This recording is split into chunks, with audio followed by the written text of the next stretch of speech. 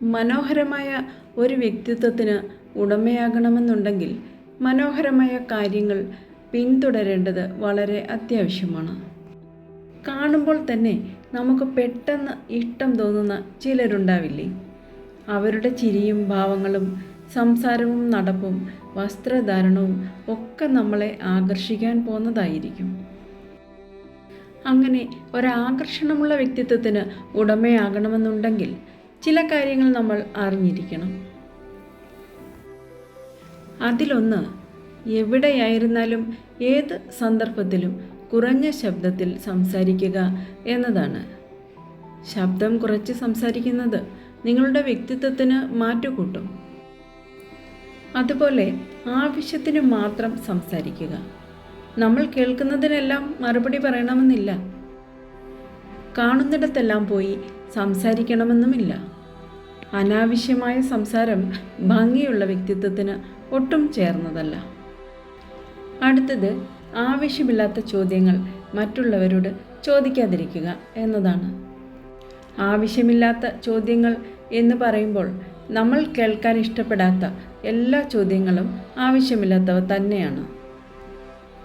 അങ്ങനെയുള്ള ചോദ്യങ്ങൾ നമ്മൾ മറ്റുള്ളവരോടും ചോദിക്കാതിരിക്കുക. നാലാമതായി, മറ്റുള്ളവരുടെ പ്രവൃത്തികൾ എപ്പോഴും ശ്രദ്ധിച്ചുകൊണ്ടിരിക്കരുത്.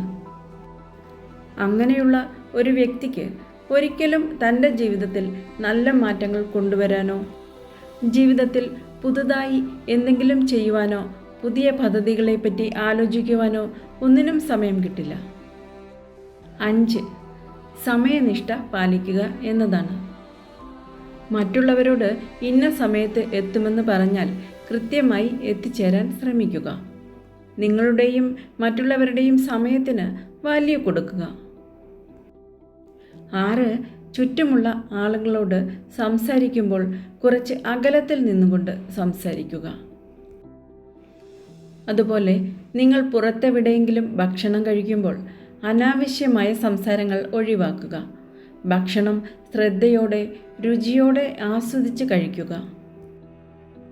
മറ്റൊരാളുടെ ഭവനത്തിൽ നിന്ന് ഭക്ഷണം കഴിച്ചാൽ അതുണ്ടാക്കിയവരെ അഭിനന്ദിക്കാനും നന്ദി പറയാനും മറക്കാതിരിക്കുക. സദസ്സിൽ മറ്റുള്ളവരെ തിരിഞ്ഞു നോക്കി സംസാരിക്കാതിരിക്കുക. നിങ്ങളുടെ സംസാരവും ഭാവങ്ങളും അവരിൽ തെറ്റിദ്ധാരണയുണ്ടാക്കും. ആരെങ്കിലും സംസാരിച്ചു കൊണ്ടിരിക്കുമ്പോൾ ഇടയ്ക്ക് കയറി സംസാരിക്കാതിരിക്കുക. ഒരുപാട് പേർ ഒരുമിച്ചിരിക്കുന്ന ഇടങ്ങളിൽ ഒരാളോട് മാത്രമായി രഹസ്യം പറയാതിരിക്കുക. നിങ്ങളുടെ വ്യക്തിത്വ ഭംഗിക്ക് ഭംഗം വരാതിരിക്കുവാൻ ഇക്കാര്യങ്ങളെല്ലാം ശ്രദ്ധിക്കുക. നിങ്ങൾ ഈ വീഡിയോ കണ്ടതിന് നന്ദി. ഇഷ്ടമായാൽ ലൈക്ക് ചെയ്യാൻ മറക്കരുത്.